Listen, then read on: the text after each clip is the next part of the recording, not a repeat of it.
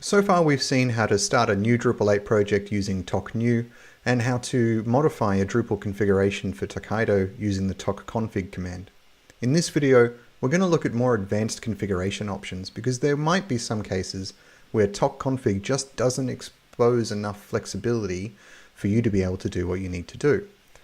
And to show you that, I'm going to show you this dockercompose.tok.yaml file. This is where most of Tokaido's inner workings live. When you run commands like tokup to start a Tokaido environment, what it's really doing is working out what needs to go in this Docker Compose file and then starting Docker Compose. So if I have a look at that file now, you'll see this great big error. Sorry. I've gone all over the place. You'll see this. I can't really see my keyboard. You'll see this great big error that tells you not to modify this file directly because every time tokup is run, it's going to be replaced. So anything that I wanted to change in here is going to cause a problem. But going back into tokconfig, I can navigate to Tokaido project settings and set use custom compose file, this top value here. I can set that to true. And that will tell Tokaido that I'm going to manage the Docker Compose file myself and that it shouldn't change it. So now if I go into that file, I go down to FPM, I'll add an environment variable in here just so you can sort of see what I'm doing. Say the variable is, actually I'll make sure it's all spaces. The variable is hello and world. So now when I run when I run tokup, that environment variable is going to be exposed. I could go much further than this, of course. I could take a copy of the PHP 7.3 FPM image, modify it, upload it, and I could link to my own image from in here. I could change ports, I could run commands, I could change just about anything that I would do with a Docker Compose file, so there is a tremendous amount of flexibility. And of course the Docker Compose file gets committed to my repo, so anybody else in my team will pick up those same settings. So I'm going to go out of this project now, so out of this file. I'll run tokps, you'll see that my environment's not running, so I'll run tokup, and that's going to use the compose file. There's a warning here that it's using a custom compose file.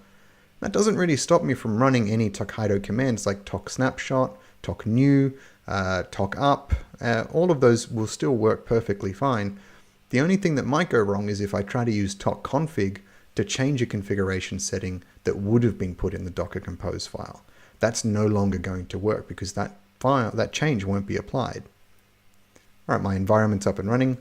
If I go and have a look at that Docker Compose file again, go down to FPM, you'll see that my environment variable was removed, which is tremendously rude. And the reason for that is that it needs to be run up one time. So I'm going to re-add that. And you can see that I re-add it. I'm going to run tokup again, and that's going to go through and it won't modify that file this time. So we'll fast forward.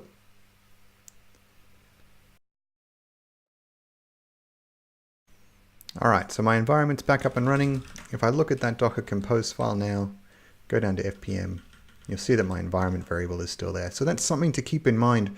Even though you told it to let you manage your own compose file, the first time you run up after you do that, it will modify the file one last time, but after that, it's all yours.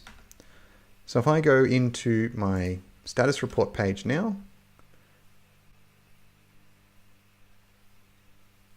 I'm logged out, so I'll log back in as an admin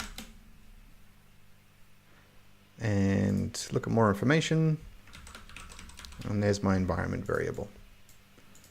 So that's how I can use my Docker Compose file to really do anything I want with my Tokaido environment, but still have all of the convenience and power that comes with the tok command itself. Still run toksnapshot, tokup, toknew, all of that stuff still works.